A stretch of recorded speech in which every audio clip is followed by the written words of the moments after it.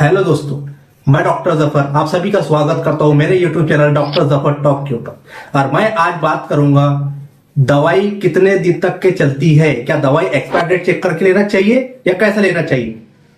तो चले फिर शुरू करें।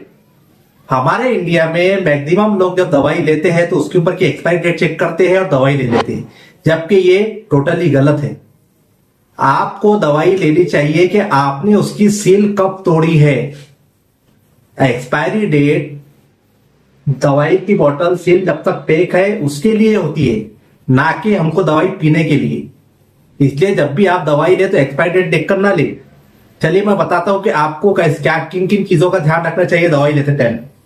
सबसे पहले दवाई को देखिए कि उसका सील पैक है या नहीं। अगर उसका सील पैक है तो फिर आपको जो उसके ऊपर डेट लिखी हुई है 2026, 2027, 2028, तो उस वक्त तक क्या आप उसको यूज कर सकते। कुछ दवाई होती है कि उनकी एक्सपायरी डेट बहुत जल्दी हो जाती है। सबसे पहले जो ड्राई पाउडर एंटीबायोटिक सिरप जो होती है वो उनकी जो एक्सपायरी डेट, उनकी जो लाइफ स्पेन जो होती है वो 7 से 14 दिन तक की होती है।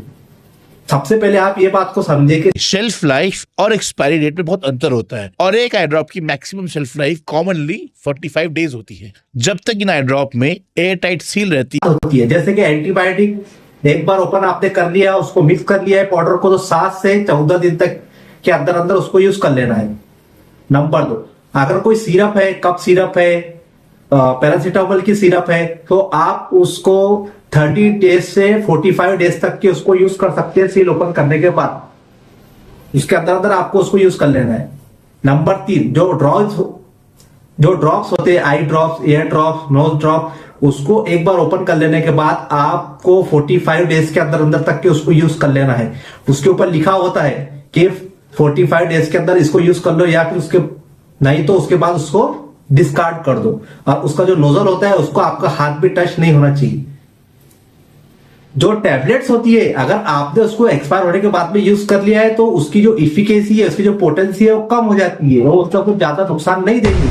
लेकिन सिरप और आई ड्रॉप, सिरप आपने अगर एक्सपायर डेट होने के बाद में लिया या फिर उसकी सील ओपन होने के बहुत दिनों के बाद आपने लिया तो उसके ऊपर बैक्टीरिया ग्रोथ हो जाती है, फंगस उसके ऊपर ग्रो हो जाते हैं जो आपको बहुत ज्यादा हार्म कर सकते हैं। ऐसे ही जो आई ड्रॉप होता है उसके ऊपर अगर बैक्टीरिया ग्रोथ हो गया, आपने आपके आंखों में डाला है तो आपको बहुत ज्यादा जलन होगी और आपकी जो कंप्लेंट है वो बढ़ेगी। और अगर आप जो तकलीफ के लिए वो ले रहे हैं, ड्रॉप जो डाल रहे हैं तकलीफ के लिए, तो वो तकलीफ आपकी अच्छी नहीं होंगी, वो और बढ़ेंगी, क्योंकि उसकी इफिकेसी कम हो गई है। तो वो जो एक्सपायरी जो डेट होती है वो उसकी पोटेंसी के लिए होती है कि ये जो दवाई है, इस दवाई की एक्सपायरी डेट है वो इसलिए होती है कि ये डेट तक के दवाई को आप सील पैक के तौर पर यूज कर सकते हैं, ओपन करने के बाद नहीं। वो सिर्फ सेल करने के लिए वो डेट होती है ना।